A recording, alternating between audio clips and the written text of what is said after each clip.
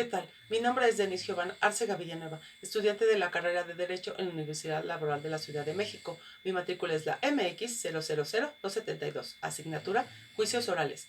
Tema: el proceso penal en México. Pasamos de una metodología de expedientes a una metodología de audiencias. Este es un cambio en relación a cómo los jueces toman las decisiones a lo largo del proceso. En el sistema anterior, el proceso era a base de los expedientes. Se iba armando un expediente en donde se recopilaban las pruebas, los testigos, etc. ¿Cómo decidía el juez si una persona era culpable o inocente? Se le hacía un proyecto de sentencia, leía el expediente y aún en base a eso decidía. En cambio, en el nuevo sistema tenemos una metodología a base de audiencias.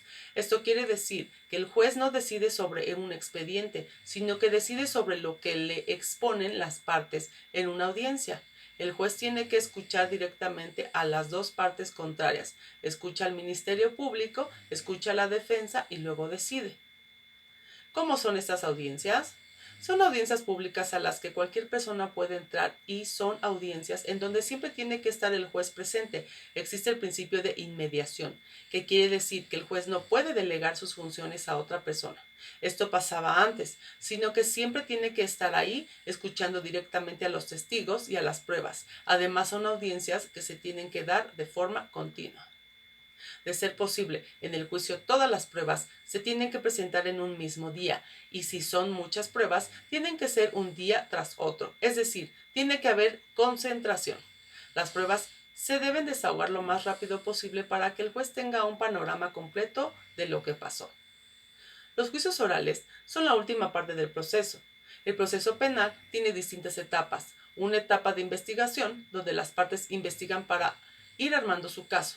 Una etapa intermedia, en donde las partes se preparan y ofrecen pruebas para ir al juicio. Y una etapa final es la que conocemos como juicio oral. En esta etapa final hay un tribunal y un juez distinto al que llevó al proceso en las etapas previas. Este es otro de los cambios del sistema.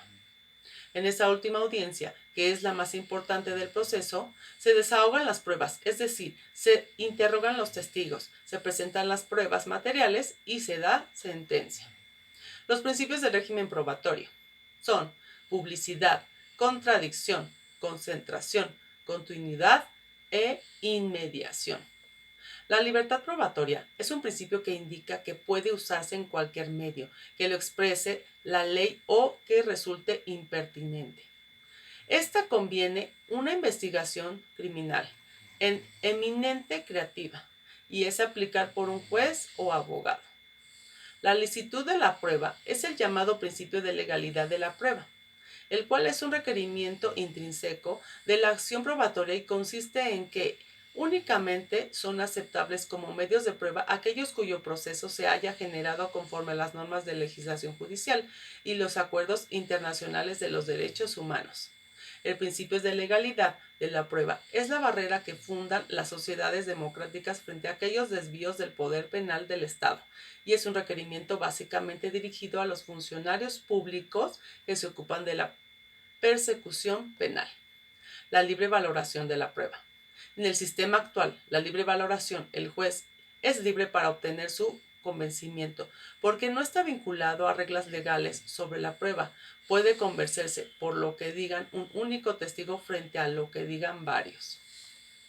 El principio de libre valoración de la prueba significa que el juez debe apreciar las percepciones durante el juicio según las reglas de criterio racional, es decir, según las reglas de la lógica y dentro de ellas.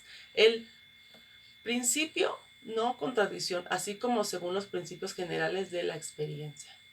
Sin más por el momento, no omito mencionar a mi tutora, la profesora Jennifer Hernández González, por su apoyo y atención. Gracias.